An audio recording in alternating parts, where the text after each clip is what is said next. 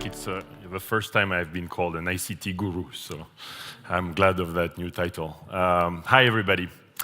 In 1998, I was driving in Palo Alto, and I was still in Paris at the time. Now I've been in Silicon Valley, based in San Francisco for 8 years. And I was driving in '98, and in Palo Alto on University Avenue, if those of you who've been that small street there was a little office, first floor, and there was a little flag badly printed that said Google. And there were probably 3 or 4 employees in there. And I remember driving, and I was, oh, that's a very cool search engine. I just heard about it, '98, right? That's the year that Google was formed. And so how difficult is it to predict the future when instead of driving and gone to that restaurant with friends, I should have stopped and just said hi to Sergey and Larry and Marissa and asked for an internship or something, anything to help. At my conference, Le Web, there was Travis Kalanick and Garrett Camp blocked in Paris because the weather was bad. They could not find a cab. And that moment, they decided to launch Uber. So Uber, which is now worth north of $40 billion, was actually created because we were stuck in Paris trying to find a taxi. I also could have invested there, and I didn't. So it's very difficult to predict the future. Fortunately, I was an angel in LinkedIn and Lending Club that Jeremiah has referred to, so I got a few right. But anyway, I thought it would be interesting today to try to do an exercise which is really difficult, which is to try to project yourself not 15 years in the past, but 15 years ahead. And it's very difficult, obviously, because who could have thought that Google would be what it is today? There was no YouTube, no Google, no Instagram, no Facebook, no Twitter, no Uber, no iPhone, right? Do you remember living before that, or Android? Difficult to think. That was 7, 8 years ago only. So if you think what's going to happen in 15 years, and you think of the iPhone, wow, many things can change. So I've tried, and the good news is I can fail as much as I want because no one knows. So I tried to put it as in my day in 2030. And obviously it's fantasy, so you'll see a lot of fantasy in there. I've been trying to dream a little. And some things are actually not dreams, but more nightmares. But here I am, waking up. So today we have all those sensors, and I'll go back between the past and the future all the time, of course, trying to get it from what we have now. So today we have all those sensors, right? The Fitbits and all the technology that you're wearing to measure your runs and measure everything, measure your heart rate. My heart rate, as speaking here now, is probably higher than normal. I can't wait for the Apple Watch. I will record this. But I have to wear things. I have to think about it. Like my iPhone is recording my steps right now. But that's pretty much it, not so much. Obviously, I think the sensors, which I've read will be in the trillions. Everywhere in the world, all connected, will be just everywhere. So there are already sensors for your bed, you know that. You can put something under your sheets, and it will measure how you sleep and tell you. Or you can have a Wi-Fi watch, or you can have all the sensors. It will just come standard. Your bed will be live to the internet all the time, standard, especially everything around you will be live, which I can't wait to see when you have sex on it. When you sleep. It will record everything you're doing on it. And you wake up, so I'm awake exactly at the ideal time for my own body. So everything is also personalized entirely. So my REM sleep has been 1 hour and 10 minutes, and the bed knows, so that's when I wake up, not when I set my iPhone. And my health has been measured during all night. So my brain waves have been measured by some kind of device, know exactly my level of stress, and will be able to follow me during the day. So sensors everywhere. There will be instant medicine. So I already know Daniel Kraft, who is an expert in health and technology, who is working on 3D printed pills.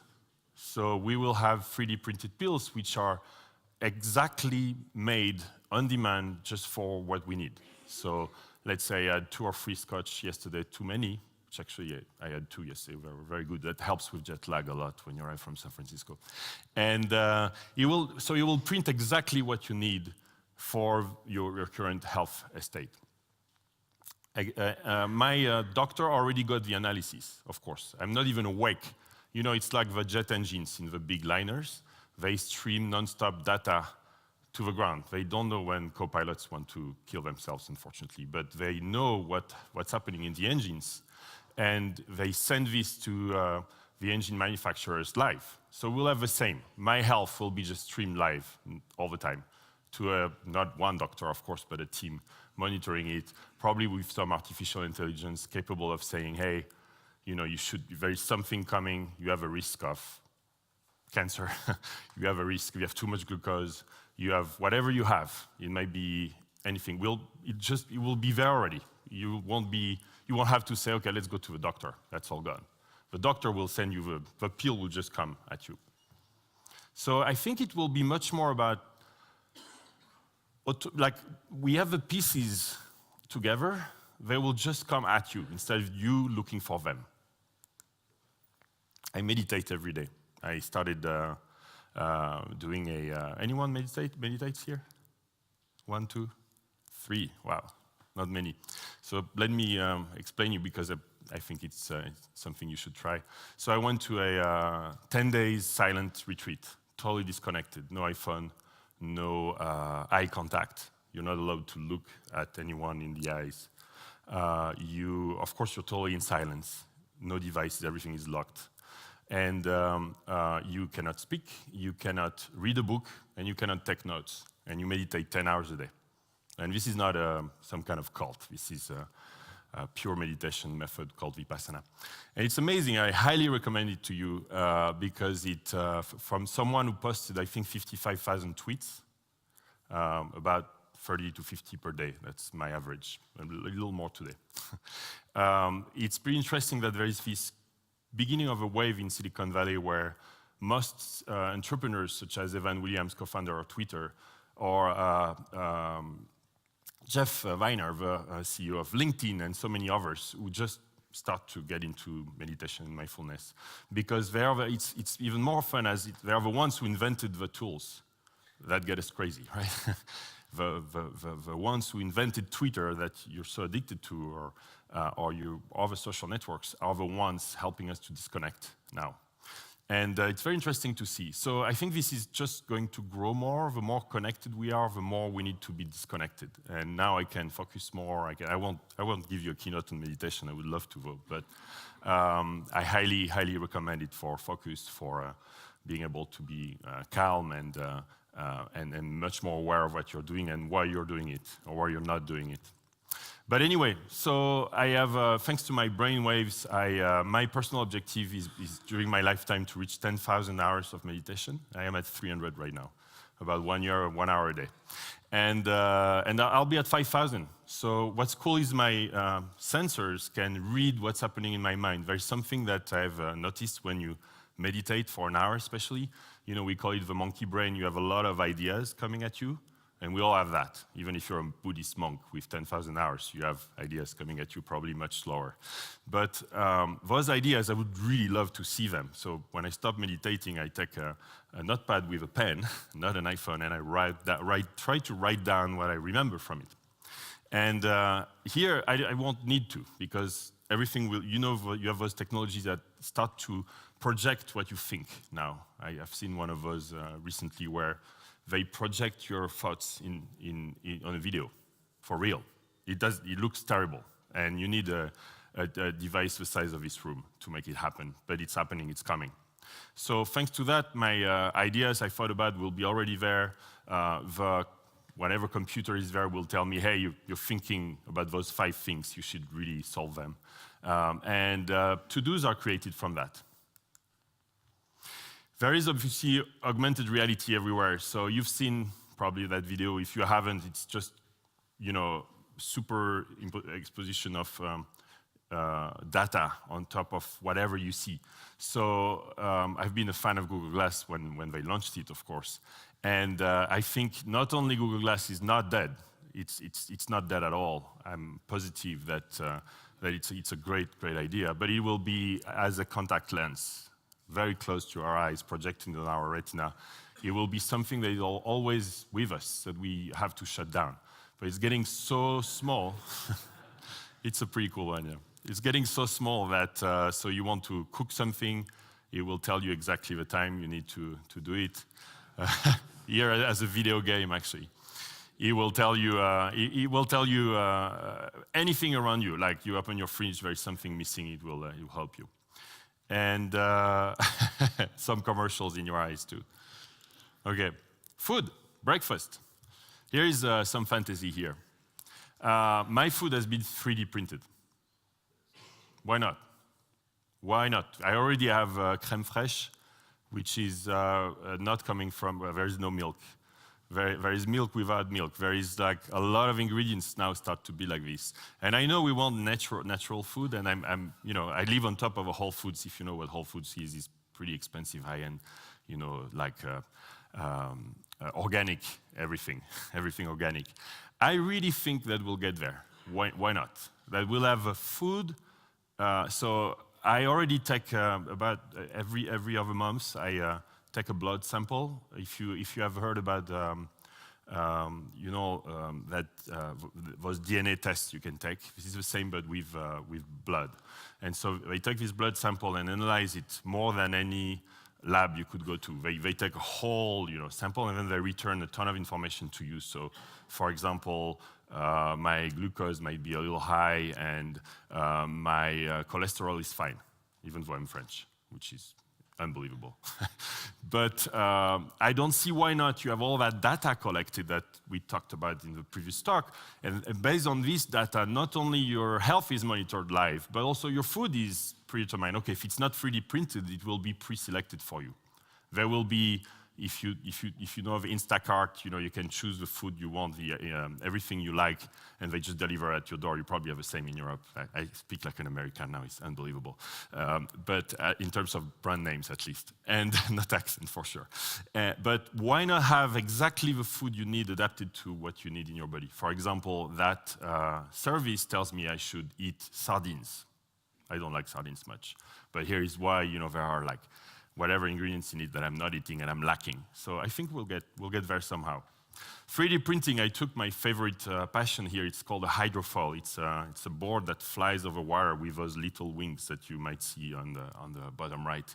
And it's brand new, so it goes at 30 miles an hour, 50 kilometers an hour. It's pretty fast. And so those wings are being reproduced all the time, changing all the time, because these are prototypes which we're trying to optimize, because it's so new that we keep changing the shape of that hydrofoil. And you can see the wings now. I can just print them.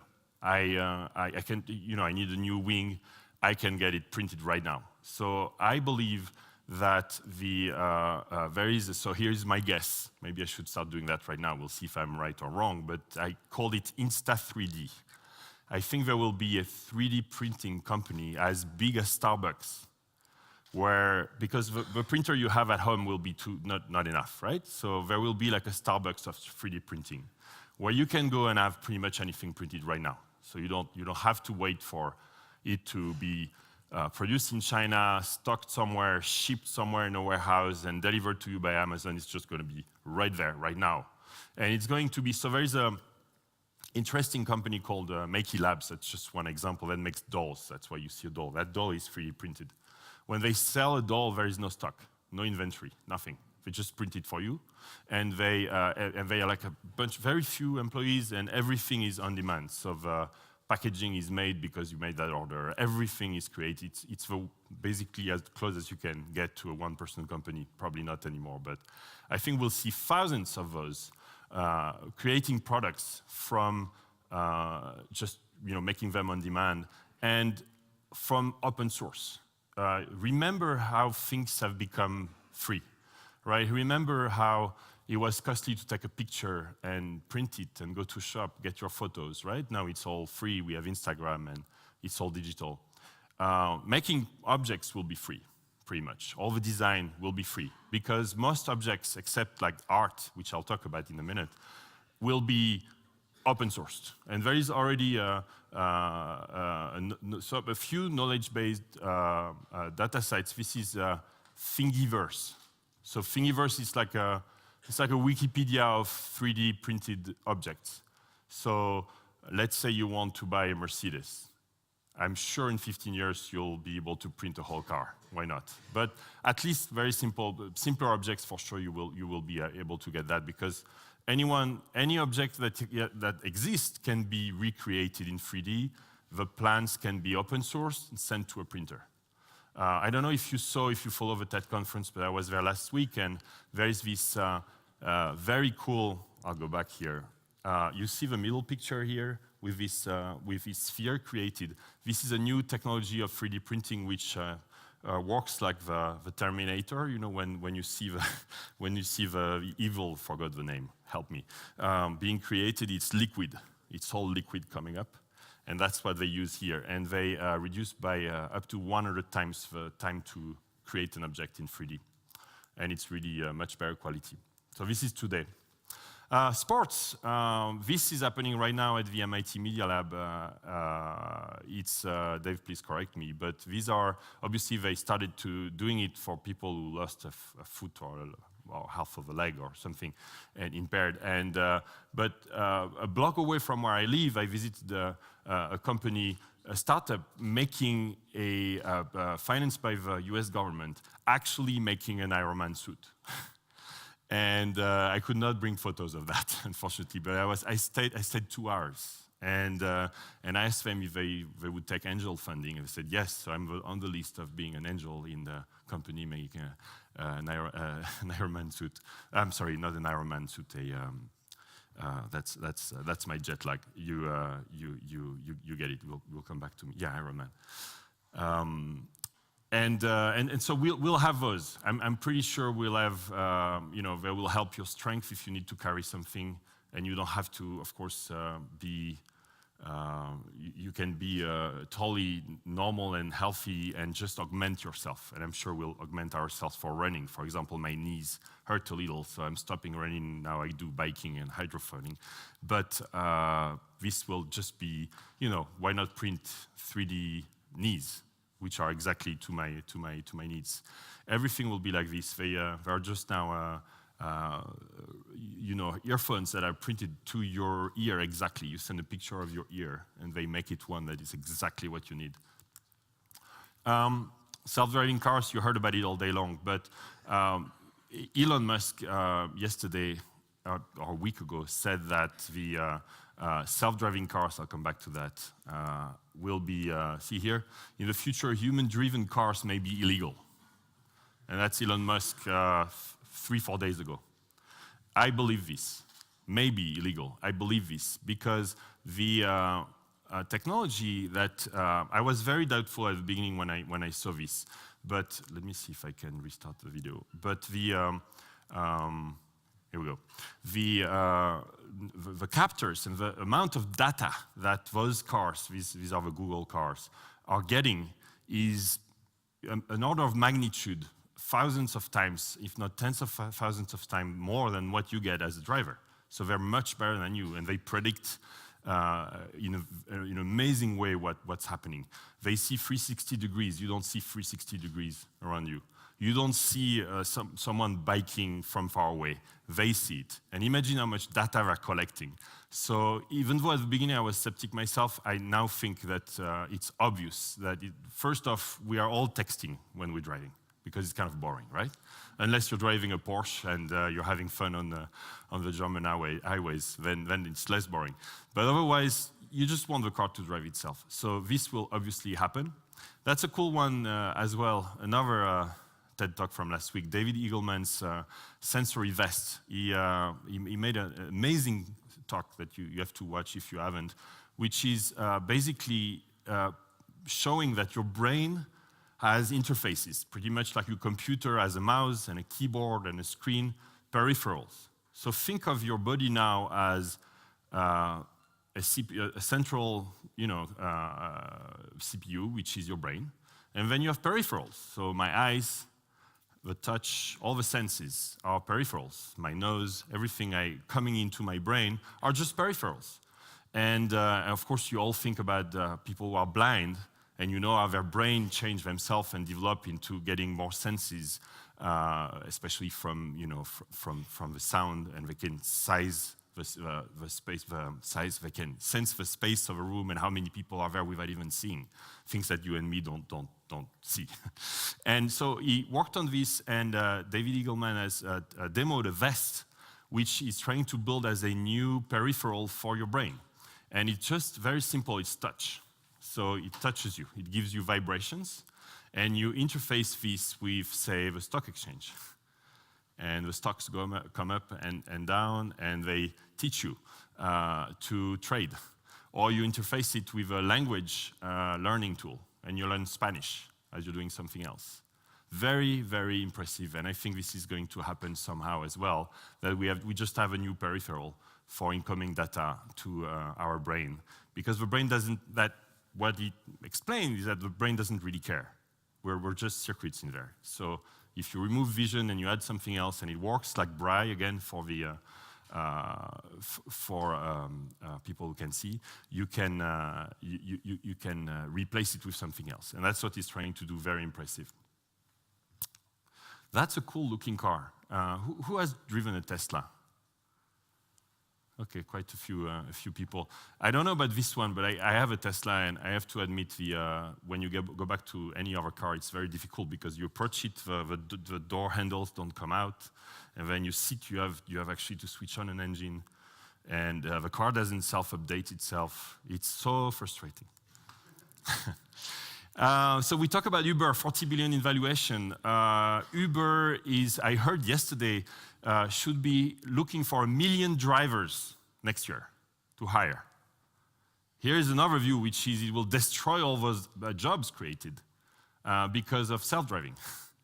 So all those millions of people suddenly driving Uber cars, and all those taxi drivers complaining because they get out of job will get out of job, if you think about it. So job destruction caused by machines.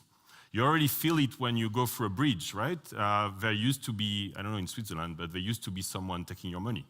And now it's obviously just a device that tells the company that they should get your few Swiss francs. And so there is job description, like low-end blue-collar job destruction has been here for a while. What's coming is high-end, white-collar job destruction. And here is one thing that will happen. I'm sure that the series and all the different virtual assistants will end up happening. There is no reason why not. I'm not saying that they might be totally intelligent, but there is no reason. They can read the entire web. You can't. It's like the Google cars looking around, right? They can read everything. They can know so much more than you know. So there has to be a moment where they will actually be helpful and not only tell you what movies are playing tonight. So it's coming, and it's no surprise that both the three players, so Apple, Microsoft, and Google, invest so heavily on this. What happens? Millions of jobs will be destroyed. So there is the good and there is the bad. Have you seen that video? Those are the robots by Boston Dynamics, acquired by Google. Again, this belongs to Google. And honestly, when I look at this, it seems a little scary to me. The first thing I think about is what happens if you put a weapon on it. Why not? It sounds pretty easy to do. Look, they kick it. And if you haven't seen it, then a little further, they start running. They have two of them running. It's very, very impressive. What's even more interesting for me is that Google owns this.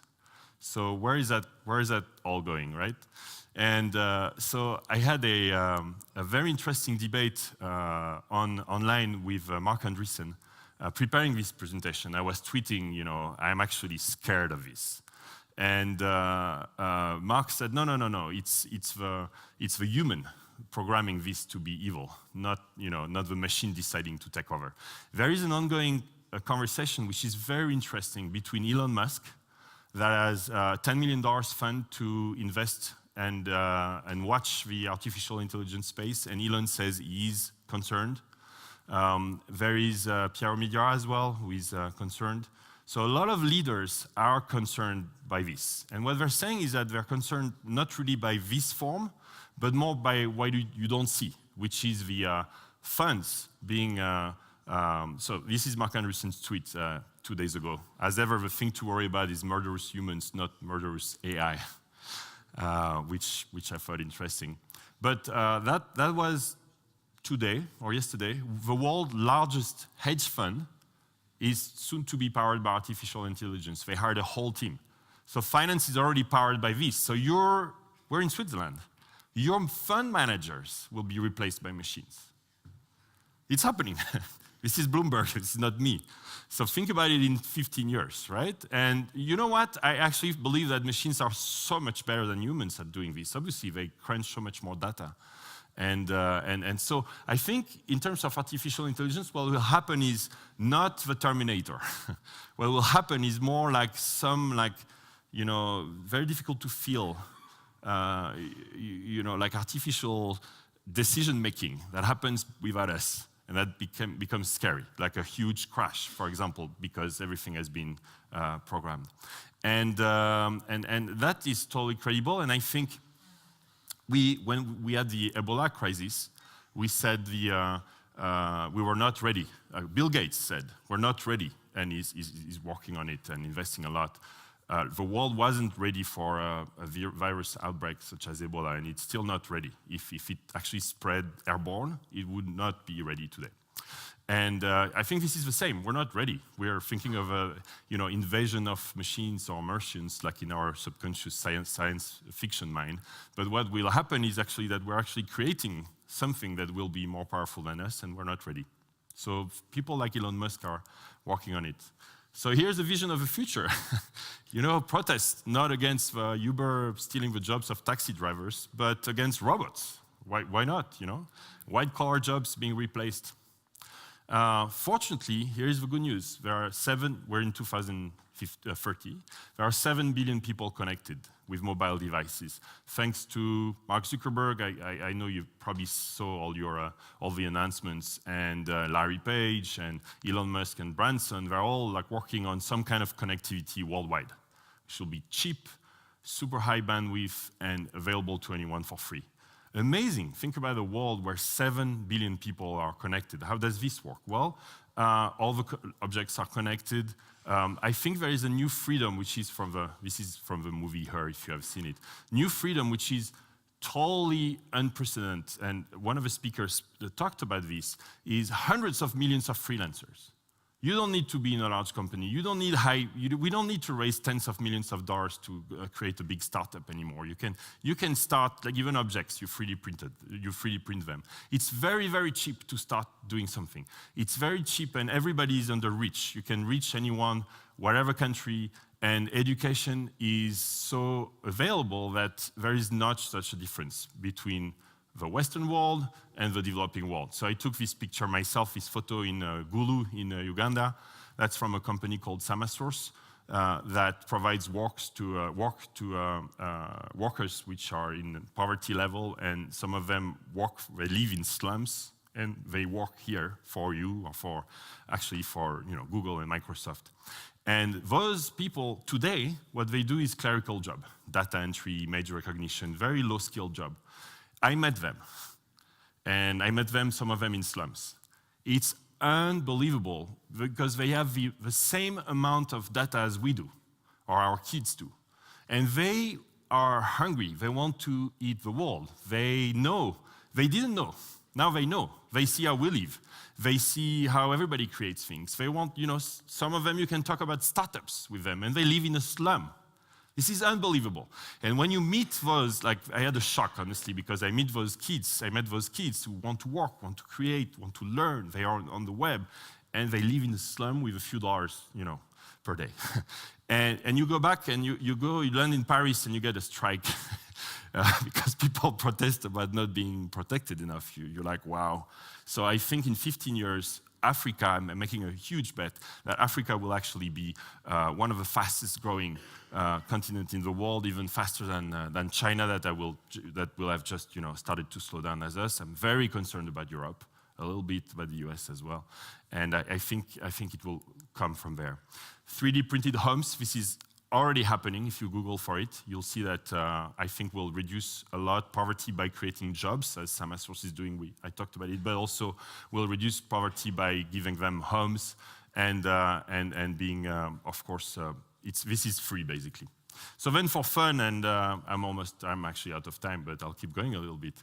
I'm taking the Hyperloop to San Francisco. So of course, I can go to San Francisco to LA, I'm sorry. I can go to LA in a few minutes.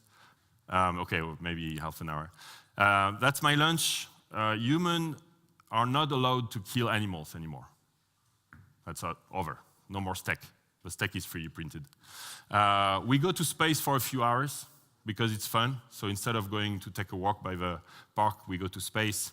Elon has managed to put the first man on Mars. That's what he wants to do. Energy is free.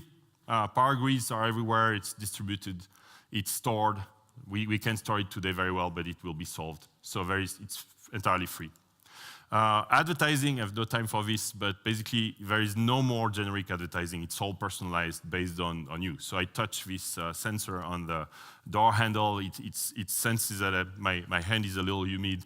It will give me some maybe cream or medication that will be delivered immediately to me by a drone, of course. I was joking with Chris Anderson yesterday that we have iPhones today. There won't be any iPhones, but we'll have a little drone that will decide to shut down if we want, like my iPhone is shut down now.